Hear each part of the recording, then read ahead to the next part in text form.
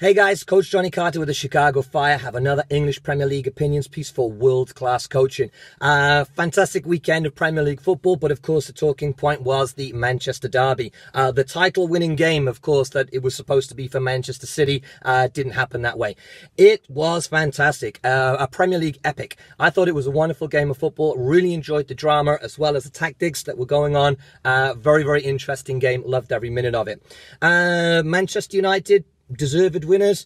I'm not 100% sure on that. I think Manchester City were unlucky not to win this game. Yep, not unlucky to lose, not unlucky to maybe even get a draw. I think that they were unlucky not to win this game.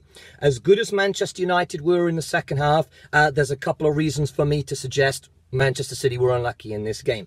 Okay, first half, Manchester United were absolutely awful. Nowhere near it. Manchester City, very good. They were able to play through the half-hearted Manchester United press. They got up the field and they scored goals. Didn't defend particularly well on those goals either.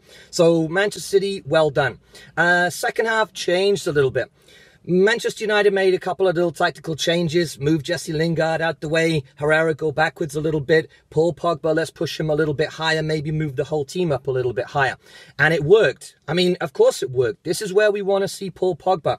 Not all the way back here playing passes forward, but making the runs in behind and having teammates such as Alexis Sanchez, who I think affected all three of the goals that United scored. Pogba running in behind and someone playing quality balls into him equals goal scoring for Manchester United, of course. And that's what we saw in the second half. But that's not why I say Manchester City were unlucky. Raheem Sterling missed a whole boatload of chances. They scored a bunch of good goals in the first half, but they didn't convert all the chances that came their way. Again, Raheem Sterling, not really regarded as a high-quality finisher. Well, certainly in his past. This season, his numbers are hard to argue with, but you saw there, I think, that he is still a raw talent in front of goal. Goals he should have scored and simply didn't. But again, that wasn't unlucky. That was just poor play from Sterling. The saves from David De Gea at the end, world-class saves from probably the #1 goalkeeper in the world right now. Again, that wasn't unlucky. That was just fantastic play from the goalkeeper. Where I say that Manchester City were unlucky is with the penalty decisions that they just didn't get. Particularly the foul in the second half, the foot over the top of the ball foul on Aguero. I just cannot understand how the referee and the linesman as well have not recognized this, seen it as a foul. It's a certain penalty, in my eyes anyway, probably a red card. That might have affected the rest of the game, but certainly it's a penalty. I think there was a penalty for a handball in the first half and a number of decisions across the field that I think the referees just didn't do a fantastic job of. So for me, Manchester City, I think, should have had a couple of penalty decisions in there, certainly one in the second half, and that's why I suggest that they are unlucky.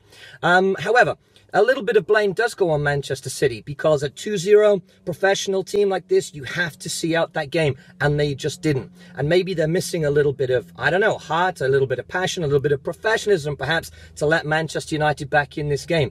And of course, they conceded 3 against Liverpool. Maybe the same thing. If you think back a little bit further, they also conceded a goal against a woeful Everton team.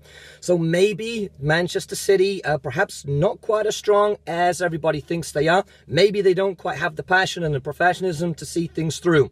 Maybe it's a new Manchester United that we're going to see as well. Maybe Mourinho's finally figured out his tactics and how to play Paul Pogba.